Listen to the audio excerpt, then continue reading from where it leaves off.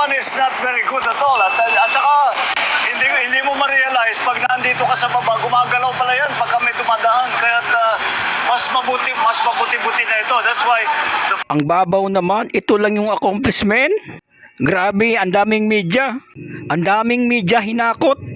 Iilan lang dumadaan dyan. Ngayon, another maintenance kasi may elevator nilagay. first time that we saw it, nung in-inspection namin, yung MRT, ay sabi ko talagang hindi practical yung kanilang ginawa.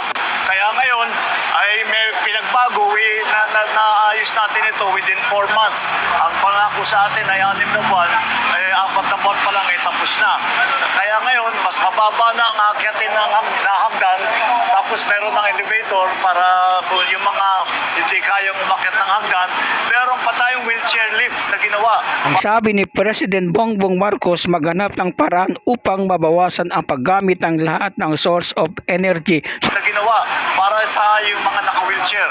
Pati wheelchair, they provided a wheelchair para mas magaan naman ang magiging commuting experience. Kaya so far, I'm happy to see that this is the sort of thing that ito naman ay kaya naman palang gawin. Hindi naman ganun kahirap at basta dito tayo na ayusin natin ang commuter experience dahil lang dumadaan sa bus pa lang ay 750,000 ang pasahero kada MRT and bus. So the MRT and bus 750,000 ang gumagamit ng everyday. Mapagaang lang ng kaunti ang kanilang mahirap na nga mag-commute. Mahaba, mainit, kung ganun. Sabi ko dapat naman tugunan natin yung pang-araw-araw na dinadaanan ng ating mga kababayan para makapunta sa trabaho at para makauwi. At ito ay isang bahagi lang dyan.